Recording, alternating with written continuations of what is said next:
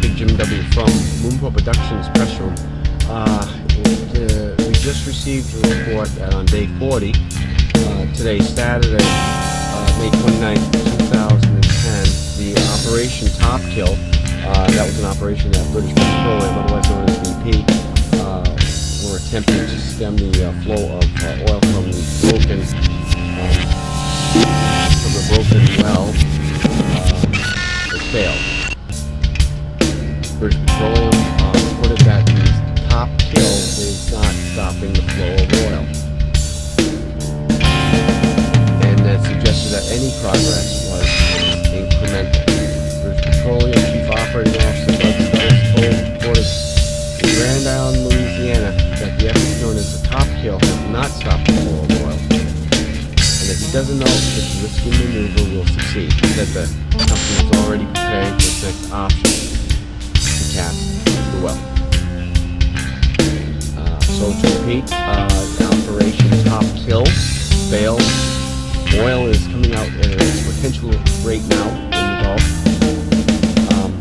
Looking at previous footage, and I will capture some footage. Doing this as a live webcam operation to bring this special report to you ahead of time. We will get some of that footage, and we will post it here in the Moonport Productions Press Room YouTube channel.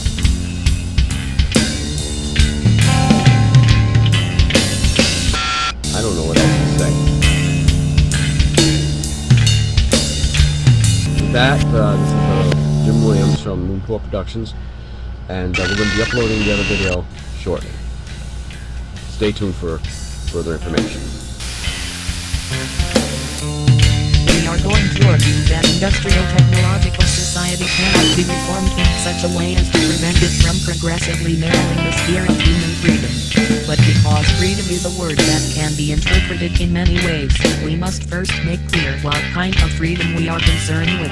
By freedom we mean the opportunity to go through the power process, with real goals, not the artificial goals of surrogate activities, and without interference, manipulation or supervision from anyone, especially from any large organization.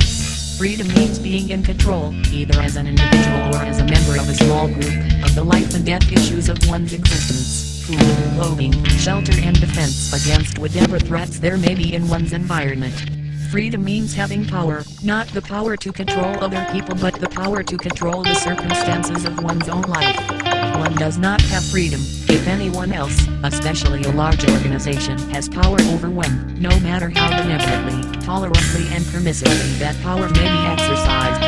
It is important not to confuse freedom with mere permissiveness. See paragraph 72.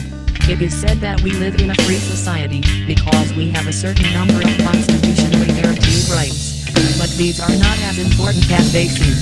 The degree of personal freedom that exists in a society is determined more by the economic and technological structure of the society than by its laws or its form of government. Left square bracket 16 right square bracket. Most of the Indian nations of New England were monarchies, and many of the cities of the Italian Renaissance were controlled by dictators. But in reading about these societies one gets the impression that they allowed far more personal freedom than our society does. In part this was because they lacked efficient mechanisms for enforcing the ruler's role. There were no modern, well-organized police forces, no rapid long-distance communications, no surveillance cameras, no dossiers of information about the lives of average citizens. Hence it was relatively easy to evade control. As for our constitutional rights, consider for example the freedom of the press. We certainly don't need beyond that right. It is very important tool for limiting concentration of political power and for keeping those seeking the political power in line by publicly exposing any misbehavior on their part. But freedom of the press is of very little use to the average citizen as an individual. The mass media are mostly under the control of large organizations that are integrated into the system.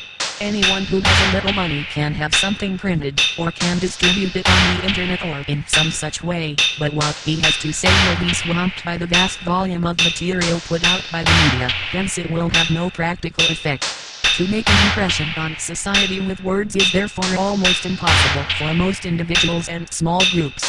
Constitutional rights are useful up to a point, but they do not serve to guarantee much more than what could be called the bourgeois conception of freedom. According to the bourgeois conception, a free man is essentially an element of a social machine and has only a certain set of prescribed and delimited freedoms that are designed to serve the needs of the social machine more than those of the individual. Thus the bourgeois free man has economic freedom, because that promotes growth and progress. He has freedom of the press, because public criticism restrains misbehavior by political leaders. He has a right to a fair trial, because imprisonment at the whim of the powerful would be bad for the system.